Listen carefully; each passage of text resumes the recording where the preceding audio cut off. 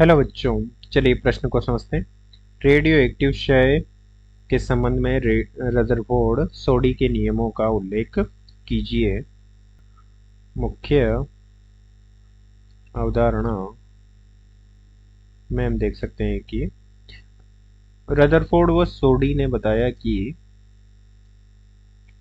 किसी क्षण रेडियो सक्रिय पदार्थों के विघटन की दर रेडियो सक्रिय पदार्थों के विघटन की दर समानुपाती होती है उस क्षण उपस्थित परमाणुओं की संख्या की। उस क्षण उपस्थित परमाणुओं की संख्या, अर्थात विघटन की दर को हम लिख सकते हैं -n dN/dt तथा ये समानुपाती हो जाएगा उस क्षण, अर्थात t क्षण पर उपस्थित कणों की संख्या n के समानुपाती हो जाएगा, जो कि t क्षण पर उपस्थित कणों की संख्या है n। अर्थात यदि t बराबर 0 पर विघटन शुरू होता तो t बराबर 0 क्षण पर कणों की संख्या हो जाती n नॉट, और समानुपाती हटेगा तो एक स्थिरांक लगेगा जिसे हम क्षय स्थिरांक कहते हैं। ये हो जाएगा dN/dt बराबर -λn, जहाँ लैम्डा है विघटन स्थिरांक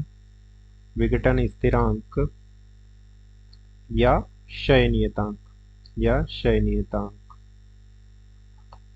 और इस नियम को हम इस प्रकार से भी हल कर लिख सकते हैं कि n बराबर n0 e की पावर -λ/t, जो कि रदरफोर्ड के नियम के अनुसार है, जो कि हमने इसे सरल करने पर प्राप्त किया है। इसे सरल करके भी देख सकते हैं हम। इस प्रकार से ये हो जाएगा dN/dt बराबर हो जाएगा -nλ, जिसे पक्षांतरण करके हम इस प्रकार से लिख सकते हैं dN/n, ये हो जाएगा -λ/dt, और इसका दोनों पक्षों पे हम समाकलन कर देंगे इस प्रकार से। तो ये हो जाएगा 1/x का समाकलन हो जाएगा ये log n, और -λ तो स्थिरांक है तो लैम्डा बाहर आ जाएगा, और 1/dt का समाकलन हो जाएगा t, तथा एक समाकलन स्थिरांक आ जाएगा। ये तो किसी क्षण t पर है। यदि प्रारंभ में हो t बराबर 0 पर, तो परमाणुओं की संख्या हो जाएगी n0। तो उसके लिए हम लिख सकते हैं log n0 बराबर हो जाएगा t बराबर 0 है तो ये 0 हो जाएगा, और ये हो जाएगा c, अर्थात c का मान हमें प्राप्त हो चुका है, मान रख देंगे इसमें।